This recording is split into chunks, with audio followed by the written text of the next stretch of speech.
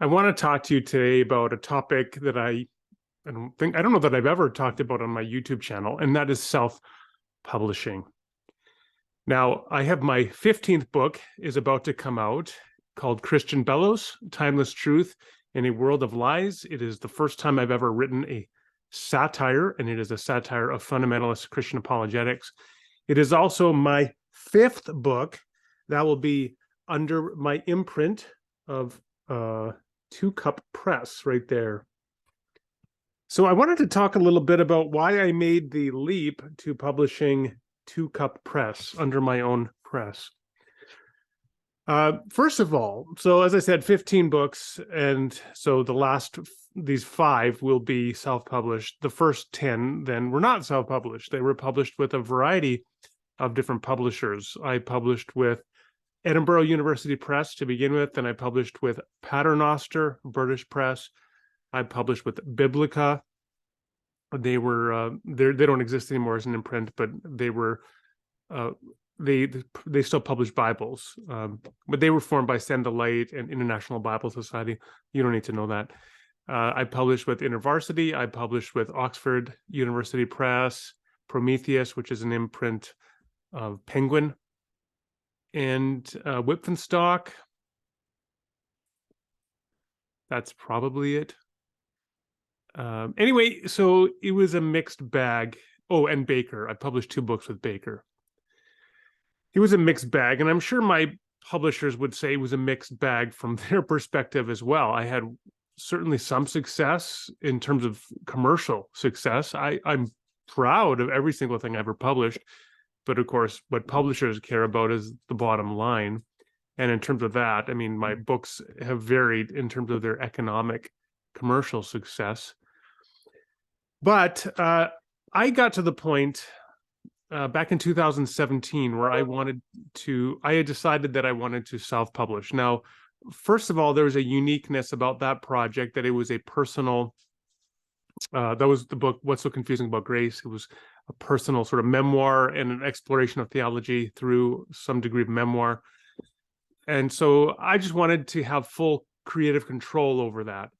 So I explored options, and I ended up going with Kindle Direct Publishing, KDP, which is owned by Amazon. Now, it used to be called CreateSpace, and then they became Kindle Direct Publishing. And I've been very satisfied with KDP. No publisher is perfect, but first of all, their packaging, the quality of the paper that they use, the binding is excellent, which isn't always the case with publishers, and you do find that out over time. And then I have full control of the cover art. So I have a friend who does the cover art for my books. So that gives me something that I think is very valuable, which again is full creative control over the whole process. I do the typesetting. So I'm going to set up the page myself, and I can decide how long it's going to be in terms of how many words I'm going to put on a page, how I'm going to organize the pages, what themes I'm going to use in terms of style for designing the book. So I like the full creative control that you get with KDP. Another thing that I like about KDP is I also have full knowledge in real time of sales.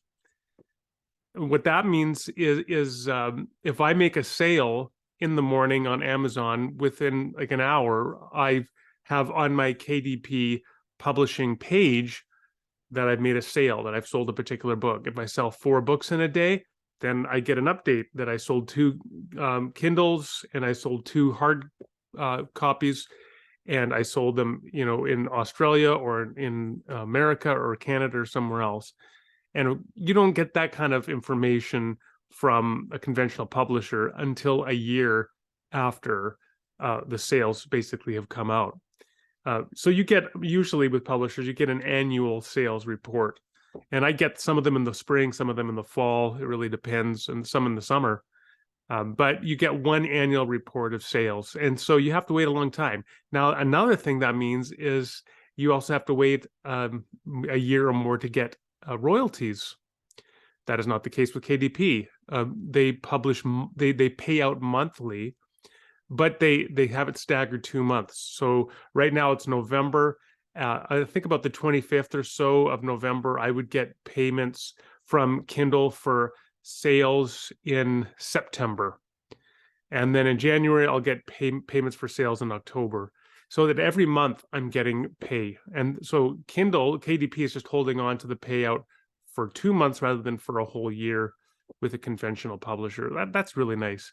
Here's the biggest thing for me. The most important thing is not the creative control, not the real-time overview and knowledge and regular payouts. The most important thing for me with publishing with Kindle, direct publishing, and the self-publishing is pricing.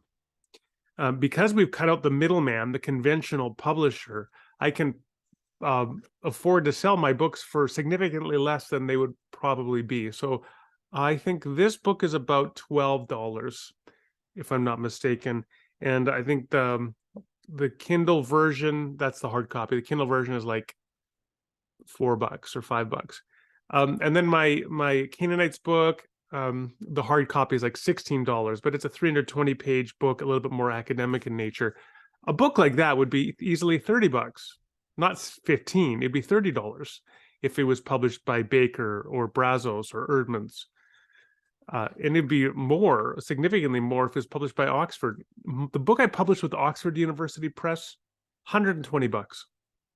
What's the point, honestly, of publishing a book and having it priced at a price point that only academic libraries are going to buy a copy? Not very satisfying. I'm not interested in selling to academic libraries. I'm interested in reaching the general public. Now, another really nice thing, in addition to the pricing with KDP, is the adaptability to make the book available to other people. So if you pay a monthly subscription on Amazon, I just at the moment forget what it is called. But if you're paying this monthly subscription on Amazon, then you can read books that are in the program. I'm just totally blanking. I can't believe that. I'm blanking on what it's called. But you can read all the books in the program, like a lending library. And then if you do that, so if you say, oh, I want to read Randall's new book, Progressive Christians Love Jesus Too, but I don't know that I want to buy it. So I'm just going to read 50 pages in it. Okay, so you read 50 pages in it, and I end up getting 25 cents. I can get about a half a penny per page. So I get about 25 cents on royalties from your reading my book, which is kind of like Spotify, right? So it's like streaming services. Now, you don't have to sign up for that service. If you just want to sell people your books and you don't want to make them available for reading like equivalent of a lending library, you can do that. But I wanted to reach the maximum number of people I can. And so I made them available in that way. And it allows you to price, in particular, your Kindle books very competitively. So if you want, you could sell your Kindle for 99 cents, right? And make it available to everybody. If you just want to get the word out as easily as possible, you can price it as low as you want. So there's a lot more flexibility there. So control, but with that pricing, the fact that I can sell a book for $12 or $15 rather than $25 or $30, for me, as a person who doesn't have the largest income in the world, and I'm supposing for most of you, same thing, you've got limited book budgets, I think that that's just a wonderful feature.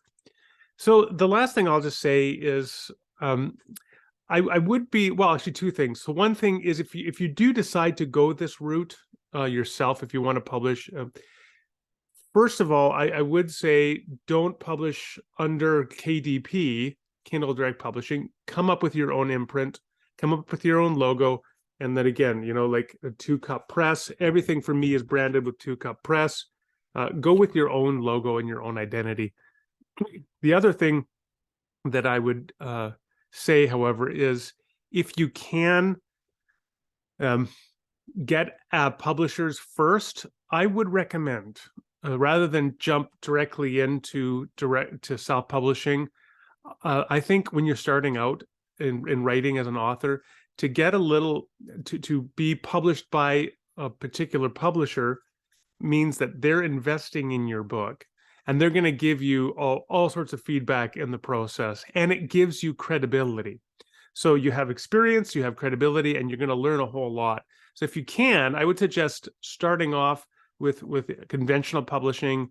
And then once you have established yourself, you've got some background knowledge and experience and credibility, that you are a published author from recognized presses, then launch into Kindle Direct Publishing or another self-publishing option if you like.